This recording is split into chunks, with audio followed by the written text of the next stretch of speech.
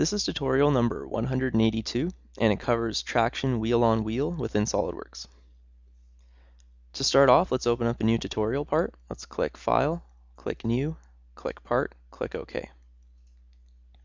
So how we're going to be applying traction to two wheels is we're going to use sketch blocks like I showed in the last tutorial. So what we're going to be doing is we're going to be creating multiple sketch blocks with different wheels, and we're going to be rotating them and seeing how they interact with each other. Now you'd want to do this if you're trying to create like a gearing ratio or something, and just interaction between two circles, because you can see how the ratios are going to work and how everything's going to move around. So to start off, let's make our sketch blocks. So let's click Sketch, click Circle, click the front plane, and just create two circles. Now let's dimension both of them. So let's make this one here, let's make it 30, and we'll make this one here 50. Now in both of them, click the center line, click the center point, and just touch the outside anywhere on the outside of the circle. Do the same with the other circle. Now we're doing this so that when we create our traction between the two, you have a point to grab onto, and you'll also have kind of like a reference. So you'll see this line moving around and around. So now let's click Tools, click Blocks, click Make. So let's make our first sketch block here. So we'll click this sketch, the circle, and the center line. Click OK. And we'll do the same to this one here. Let's click Tools, Blocks, Make, click the circle and the center line, click OK. So now we have two sketch blocks and we're able to create a traction. Before we do that though, you kind of want to fix one of the circles so that it has kind of like a pivoting point in the center. So let's click the center point here and let's add a relation, and we're going to fix it so it doesn't move. So click OK. So now that center point will not move. Now to add a traction between the two, click this sketch block, press Control and click the other sketch block, and now you have the option to do a traction. You can also do this just by going through the add relations. Click traction, and now you'll see that it automatically becomes tangent to that circle.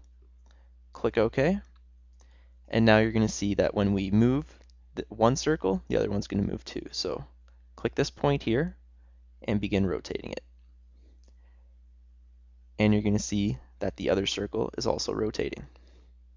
So like I said before, you're able to do this and kind of show and demonstrate gearing ratios and just how everything with the circles, how they interact and how they'll be moving. So if you click the other one though, as it's not fixed, it's going to be able to move around and react as such. So you're going to want to also fix this one too once you find a position for it. So let's move this guy down to here and let's fix it.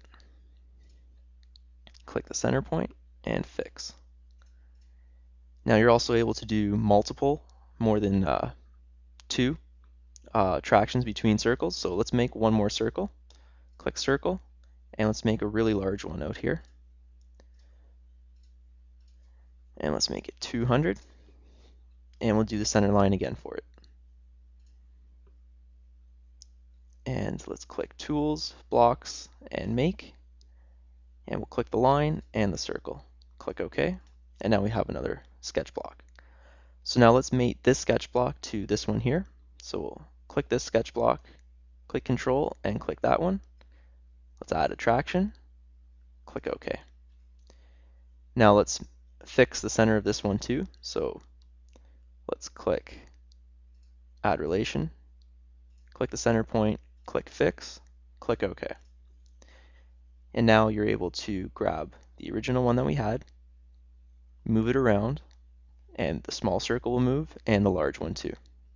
So now you get to see the interaction between multiple circles. So like I said, for gearing, for pulley systems, whatever it may be, this is a great tool to simulate what's going to happen and just to see if you're going to run into any problems, and just a great simulation tool. And just again, you're able to choose any of these circles as we've mated them, and you're able to move them around. And the large one too. And that concludes our tutorial on how to use the traction wheel on wheel within SOLIDWORKS.